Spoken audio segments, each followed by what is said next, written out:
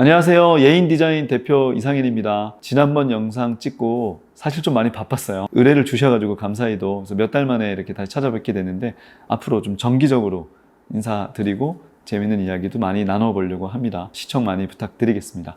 이번에는 저희 회사로 가장 많이 문의 주시는 게 어떻게 하면은 시작할 수 있느냐고 문의를 많이 주시거든요.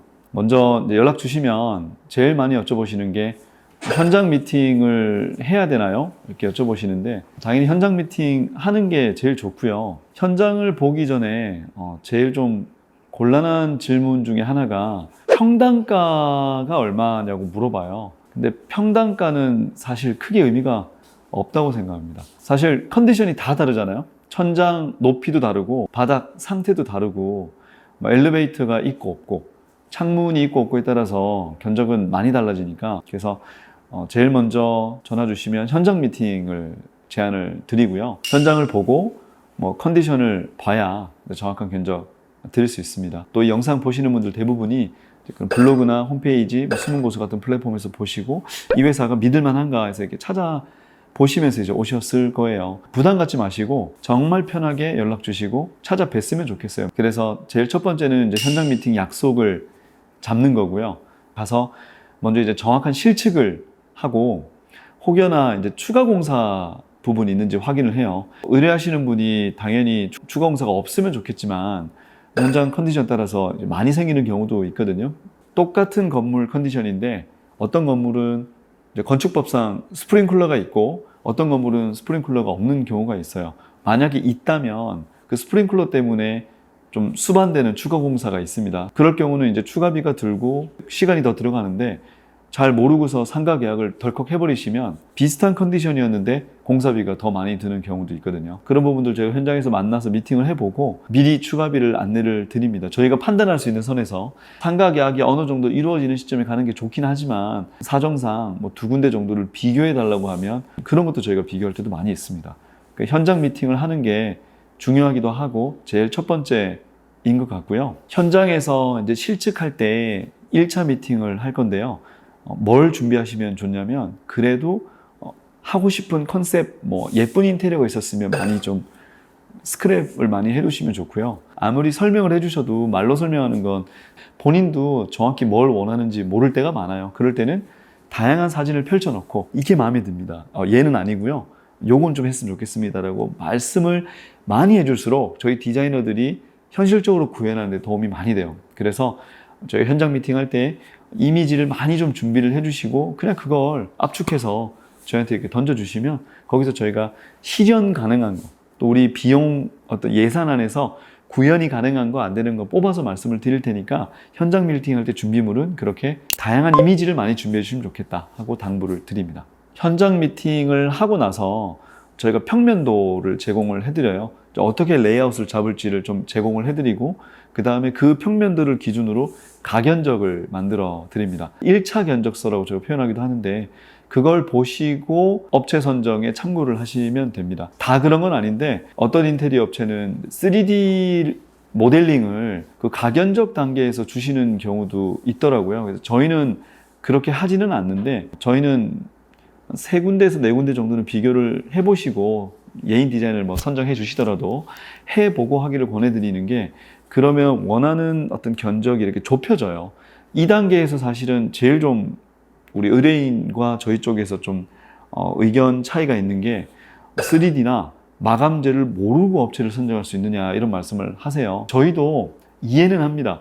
어떻게 나올지 아직은 좀 불분명한 상태에서 업체를 선정한다는 게 좀 부담스러울 수 있거든요. 입장을 바꿔보시면 3D를 제공했다는 것 자체는 거의 디자인을 다 드린 거예요. 그것 가지고 또 다른 데 가서 또 견적을 새로 받고 그렇게 3D를 제공받은 회사는 어떻게 보면 이제 큰 일들은 다른 회사가 다 해놓는 꼴이 돼서 사실 그 부분은 조금 어려운 부분인 것 같습니다. 만약에 이제 여러 군데 비교해 보시고 예인 디자인을 이제 정해 주시면 그때 저희가 그 가견적을 기준으로 10%를 계약금으로 저희가 청구를 드립니다. 그리고 계약금이 들어오면 그때부터 이제 3D 작업을 해요.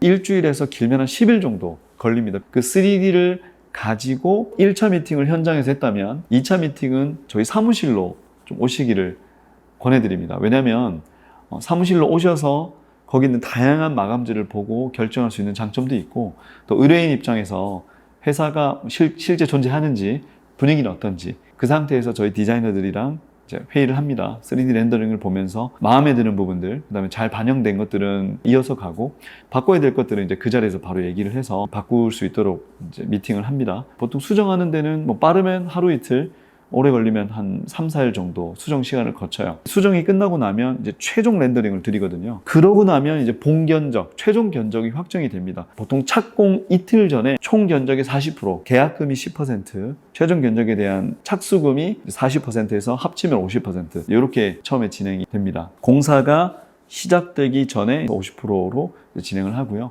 총 공사 기간의 절반 정도 지났을 때 30%를 중도금으로 청구를 드리고, 최종적으로 공사가 끝나면 이제 잔금으로 20% 이렇게 청구를 드립니다. 근데 시작할 때부터 50%라는 돈을 이제 지급하기가 또 부담스럽잖아요. 그래서 저희는 서울보증보험이랑 거래를 합니다. 그래서 50%의 돈을 제가 수취를 하면 이행보증증권이라고, 저희가 이 계약을 이행할 보증을 서울보증보험에서 드는 거죠. 만약에 저희가 이행하지 않으면 그 계약금, 지급했던 금액만큼 이제 청구해서 돌려받을 수 있는 그런 안전장치를 드립니다.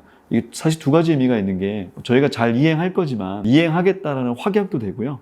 또 두 번째가 서울보증보험에서 그냥 주는 게 아니라 대표의 신용과 또 회사의 그동안의 신용을 봐서 소위 보증사고가 나지 않는 사람에게만 제공을 하는 거거든요. 유튜브에 보니까 떠도는 얘기들 중에 뭐 사기꾼 같은 분들도 계시잖아요. 여러 군데서 계약금 받고 이행하지 않고 계약금만 받고 이제 잠수를 탄다든지, 그런 것들 검증할 수 있는 방법도 되는 거죠. 공사가 이제 끝나고 나서 저희가 공사 완료 확인서를 받습니다. 그럼 완료 확인서를 받은 시점으로 하자 이행 증권을 또 그때 끊어드려요. 이 얘기는 이제 공사 끝난 시점부터 1년 동안 하자를 잘 이행하겠다. 만약에 하자를 이행하지 않으면 그런 하자 금액에 대해서 서울보증보험에 저희 의뢰인께서 이행금에 해당하는 걸 해달라고 하면 이제 서울보증보험에서 이제 지급을 해드립니다. 저희 예인 디자인이 지금까지 뭐 한 300여 건 정도 공사를 했는데 하자 보증 증권을 늘 끊어왔거든요. 만약에 저희가 이제 하자 보증 사고가 났다면 회사에서 서울보증보험에서 끊어주지를 않겠죠. 보증 이행 증권을 끊어준다는 것 자체가 회사에 대해서 이제 충분한 신용이 있구나라고 생각해 주시면 될 것 같습니다. 저희가 이제 3D가 확정되고 나면 단톡방을 만듭니다. 그래서 현장 소장님, 그다음에 대표인 저, 그다음에 담당했던 디자이너, 이렇게 해서 단톡방을 만든 다음에 의뢰인 초대해가지고요. 이제 시안도 공유도 하고 진행 사항도 계속 공유를 합니다. 보통 매일마다 공유를 해드리고요. 날씨나 아니면 업체 사정으로 하루나 이틀 정도 현장이 이제 돌아가지 않고 비어있는 경우가 있어도 저희가 불안해하실 수 있으니까 이런 이유 때문에 비어있고 전체 일정에는 차질이 없을 겁니다, 이렇게 말씀을 미리 드리고요. 혹시 공사를 하다가 건물 사정이나 주변의 사정으로 공사가 지연되면 완공일자가 늦어질 수도 있잖아요. 그런 것도 저희가 적극적으로 협의를 합니다. 만약에 사정이 있어서 특정 날짜에 꼭 끝내야 된다 그러면 저희가 야간이나 더 새벽에 공사를 하는 경우도 있고요. 시간이 다행히 괜찮아서 하루 이틀 정도 늦어져도 된다고 하면 무리하지 않는 선에서 사전 협의를 드리니까 그런 부분은 걱정 안 하셔도 될 것 같아요. 특히 이제 착공할 때 하루 이틀 정도 저희가 타이밍을 볼 때가 있어요. 자재를 입고를 해야 되는데 건물 주변 사정, 아니면 교통 사정, 날씨, 아니면 이제 꼭 맡으셔야 되는 목수반장님께서 개인 사정으로 늦게 들어오신다고 하면 저희가 양해를 미리 구하고 하루 이틀 정도 늦게 들어갈 경우들이 있는데 그렇다고 전체 공사 일정에 차질이 있는 건 아니고요. 하루 이틀 늦더라도 저희가 중간에 조율을 잘 해서 정해진 날짜에 끝내도록 노력을 하니까 그런 부분들은 충분히 소통을 하시면 불안하지 않게 차질 없이 진행할 수 있을 것 같습니다. 가장 이상적인 예쁜 디자인은 3D 모델링을 돌려서 최종본과 실제 공사 결과물이 싱크로율이 높을수록 만족스러우신 것 같아요. 저희가 인천 송도에 사무실 공사를 한번 했었어요. 거기는 3D랑 실제 사무실이 거의 99% 정도 일치합니다. 바꾸신 게 없어요. 그 전에 인테리어 하셨을 때 여러 직원들의 의견을 받느라 중간에 계속 바꾸셨대요. 그랬더니 결과물이 너무 만족스럽지 않게 나온 거예요. 그래서 이번에 확장을 하시면서 직원들에게 당부를 한 게 절대로 인테리어 회사가 하겠다는 거를 바꾸지 마라. 3D 렌더링한 것과 결과물이 99% 똑같이 나왔는데 너무 예쁘게 나와서 공사 끝나고 저희가 그 포토그래퍼 섭외를 해서 찍었거든요. 어떤 게 3D고 어떤 게 실사인지 언뜻 보면 구분이 안 될 정도로 똑같이 나왔어요. 그런데 고객분께서 너무 만족하시는 거예요. 저희도 느낀 게 뭐냐면 중간에 사람 마음이란 게 자꾸 바뀌어요. 공사를 하다가 어떤 기능적이거나 물리적으로 꼭 바꿔야 되는 건 해야죠. 근데 디자인적으로 좀 마음이 자꾸 바뀌어서 자꾸 이걸 수정하게 되면 결과물이 조금 처음 시작보다 만족스럽지 않은 경우들이 있습니다. 가장 이상적인 건 처음에 정하고 마음이 흔들리지 마시고 끝까지 우리 디자이너를 믿고 가보시는 것 같아요. 그럴 때 가장 만족스러운 결과가 나오고, 큰 틀에서는 본인이 원하시는 걸 당연히 반영해야 되겠지만 디테일에서 디자이너에게 믿고 맡겨봐도 좋은 결과물 나오는데 도움이 된다 라고 꼭 당부드리고 싶습니다. 오랜만에 찾아뵀는데요. 오늘은 많이 주시는 질문 중에 어떻게 시작하면 되나요? 대표님이랑 어떻게 미팅하면 될까요? 이런 질문 주셔서 한번 정리를 했습니다. 도움이 되셨으면 좋겠고요. 아마 그럼에도 불구하고 연락 주셔서 똑같은 거 여쭤보셔도 됩니다. 대표님 어떻게 시작하면 될까요? 하면 제가 또 친절하게 안내도 해드릴 거고, 또 상황에 따라서 급한 경우는 현장 실측 없이 가는 경우도 있어요. 이미 실측이 다 되어 계시거나, 혹은 어떤 경우는 또 디자인을 이미 다 맡기셔서 3D까지 만들어서 오시는 경우들도 있거든요, 요즘은. 그런 경우도 저희가 다 응대해 드릴 수 있고, 또 어떤 데는 3D만 하고 싶습니다라고 하는 경우도 있습니다. 그런 경우도 저희 가능하니까 부담 갖지 마시고 연락 주시면 저희가 친절하게 응대해 드리도록 하겠습니다. 오늘 영상 여기까지 하고요. 또 재밌는 주제로 또 조만간 찾아뵙겠습니다. 감사합니다.